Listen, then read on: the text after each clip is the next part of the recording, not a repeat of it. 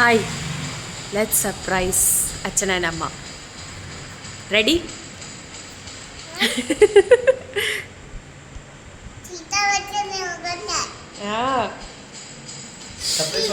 സർപ്രൈസിന് പോകാൻ പോവാണ് അല്ലേ?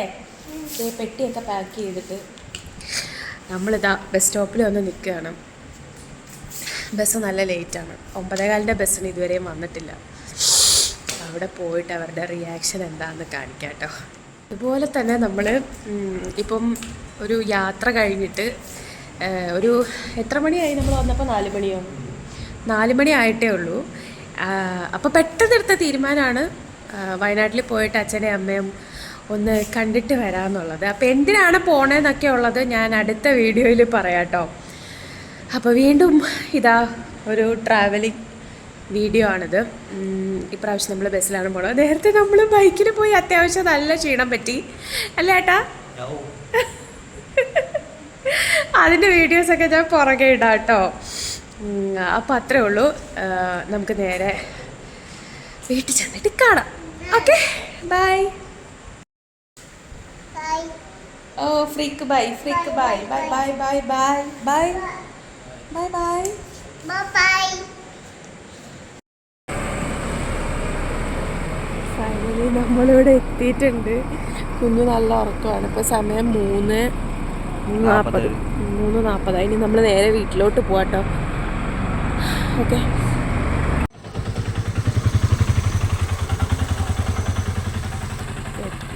നല്ലെല്ലാം പണി പോവുക.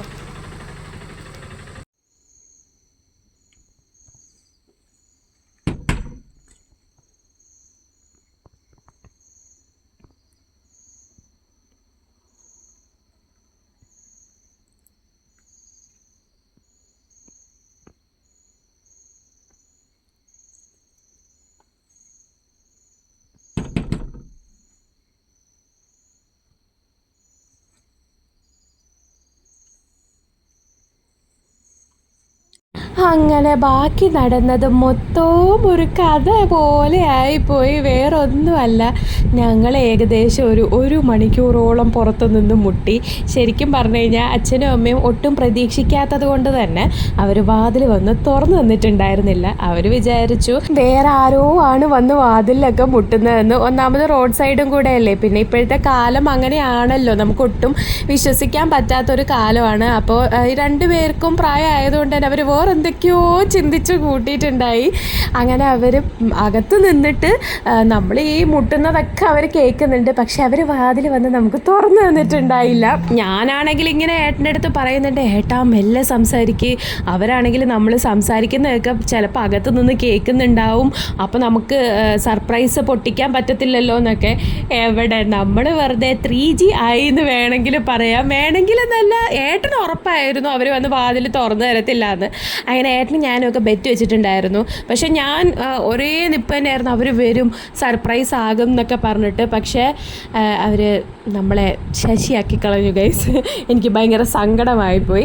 ഏറ്റവും ലാസ്റ്റ് നമ്മൾ ചെയ്ത പരിപാടി എന്താണെന്ന് വെച്ച് കഴിഞ്ഞാൽ, അമ്മേനെ നമ്മൾ ഫോൺ വിളിച്ചപ്പോഴും അവർക്ക് ഡൗട്ട് ആകാതിരിക്കാൻ വേണ്ടിയിട്ട് ഞാനിങ്ങനെ ഏട്ടൻ്റെ അടുത്ത് പറഞ്ഞു, നമ്മളിവിടെ പുറത്ത് നിൽക്കുന്നുണ്ട് എന്നുള്ള കാര്യമൊന്നും പറയണ്ട, പുറത്ത് ആരെങ്കിലും വന്നോ ഇല്ലയോ എന്നൊക്കെ ഇങ്ങനെ നോക്കാൻ വേണ്ടിയിട്ട് പറഞ്ഞ്.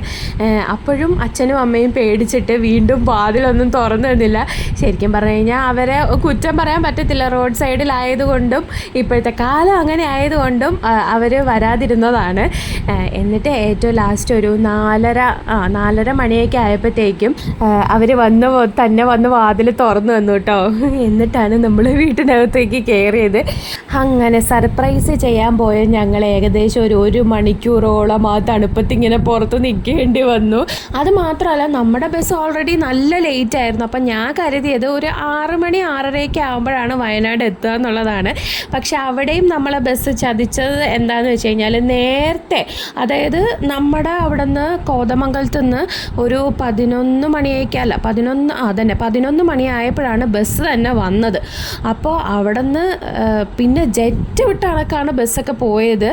കോഴിക്കോട് നമ്മളൊരു 1 മണിയൊക്കെ ആയപ്പോഴത്തേക്കും എത്തി. കറക്റ്റ് 3:30-3:45 ആയപ്പോഴത്തേക്കും നമ്മൾ വയനാട് എത്തിയിട്ടുണ്ടായിരുന്നു. അപ്പോൾ എന്തായാലും അച്ഛനും അമ്മയും പ്രതീക്ഷിക്കില്ലല്ലോ. മറ്റത് 6 മണിയൊക്കെ ആണെന്നുണ്ടെങ്കിൽ അവർ വാതിലെങ്കിലും തുറന്നിടും. രാവിലത്തെ ആ ഒരു സൺലൈറ്റും കാര്യങ്ങളൊക്കെ കിട്ടാൻ വേണ്ടിയിട്ട് അവരെന്തായാലും വാതിലൊക്കെ തുറന്നിടും. അപ്പോൾ ഞാൻ അങ്ങനെയാണ് വിചാരിച്ചത്, നമുക്ക് സർപ്രൈസ് ചെയ്യാം. കാരണം അവർ തീരെ പ്രതീക്ഷിക്കാത്തതാണ്. നമ്മൾ അന്നത്തെ ദിവസം പോലും അവർക്ക് ഒരു സൂചനയും കൊടുത്തിട്ടുണ്ടായിരുന്നില്ല, നമ്മൾ വരുമെന്നോ ഒന്നും കൊടുത്തിട്ടുണ്ടായിരുന്നില്ല. ഇനിയിപ്പോൾ പറഞ്ഞിട്ട് കാര്യമൊന്നുമില്ല. പിന്നെ ഏറ്റവും ലാസ്റ്റ് അവർ വാതിലൊക്കെ വന്ന് തുറന്നു തന്നു. അമ്പുവിന് ഭയങ്കര സർപ്രൈസ് ആയിരുന്നു. അമ്പു അത്രയും നേരം നല്ല ഉറക്കമായിരുന്നു. പിന്നെ അവരെ കണ്ടപ്പോഴത്തേക്കും അവൾ ചാടി എഴുന്നേറ്റ്. ഇപ്പോൾ ദേ അച്ഛൻ്റെ റിയാക്ഷൻ എങ്ങനെയാണെന്ന് ഞാൻ കാണിച്ചു തരാം കേട്ടോ. കണ്ടോ, അച്ഛൻ പറയാം ഇഷ്ടപ്പെട്ടു, ഞാൻ മനഃപൂർവ്വം വാതിൽ തുറക്കാത്ത തന്നെയാണ് എന്നൊക്കെ. അമ്മ ശരിക്കും എന്താ പറയുക, അമ്മയാണ് ഏറ്റവും കൂടുതൽ പേടിച്ചു പോയത്. ഇനിയിപ്പോൾ പറഞ്ഞിട്ട് കാര്യമൊന്നുമില്ല. ഇനി നമ്മൾ നേരെ കുളിച്ച് ഫ്രഷായി, കുളിക്കൊന്നുമില്ല കേട്ടോ, ജസ്റ്റ് ഒരു ചായയൊക്കെ കുടിച്ചിട്ട് നേരെ പോയി കിടന്നുറങ്ങാൻ പോവുകയാണ്. അപ്പോൾ ഇന്നത്തെ വീഡിയോ ഇത്രയേ ഉള്ളൂ. പുതിയൊരു വീഡിയോ ആയിട്ട് കാണുന്നവരെ tata bye bye, see U.